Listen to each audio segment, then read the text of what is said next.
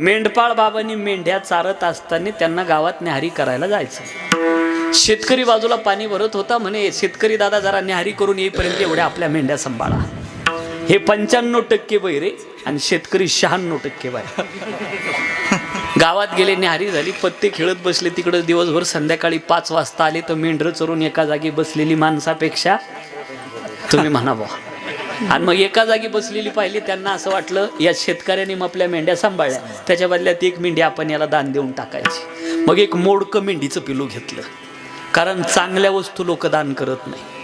किडक्या सुपाऱ्या, खवड बदाम, सडकं नारळ, फाटक्या नोटा, सुकलेली पानं, चांगल्या वस्तू लोक दान करत नाही. मोडकं मेंढीचं पिलू उचललं. शेतकरी दादा तुम्ही मेंढ्या सांभाळल्या, त्याच्या बदल्यात तुम्हाला मेंढीचं पिलू दान.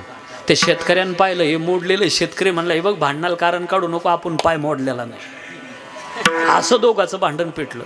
हा म्हणायचा तुम्ही आपल्या मेंढ्या सांभाळल्या, त्याच्या बदल्यात मेंढीचं पिलू दान. शेतकरी म्हणायचा मी पाय मोडला नाही, भरून देणार कसा. तिसरा घोडेस्वार येत होता, हा 97% बाहेर. घोडेवाले दादा तुम्ही न्यायनिवाडा करा. या शेतकऱ्याने मग आपल्या मेंढ्या सांभाळल्या, त्याच्या बदल्यात मी मेंढीचं पिलो दान देते. शेतकरी म्हणला मी पाय मोडला नाही, भरून देऊ कसा. घोडेवाला म्हणला तुम्ही लाख पैसेवाले, तुमच्या घरचे, आपल्याला घोडं विकायचं नाही. असं भांडण पेटलं या तिघांचं. आणि भांडणाचा न्यायनिवाडा जिथं होत होता, या तिघांचं भांडण त्या माणसाकडे गेलं. आता त्याचंच अगोदर भांडण झालेलं आणि तो 98% बाहेर. त्याची बायको माहेरी निघून गेलेली. आणि मग हे तिघं तिथं गेले, तुम्ही न्यायनिवाडा करा. या शेतकऱ्याने मग आपल्या मेंढ्या सांभाळल्या, त्याच्या बदल्यात मी मेंढीचं पिलू दान देते. शेतकरी म्हणला पाय मोडला नाही, भरून देणार कसा.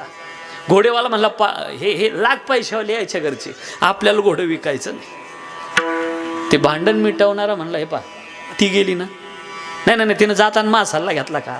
आता आणायची का नाही आणायची हे मी पाहिजे, तुम्ही मध्ये तोंड घालायचं नाही.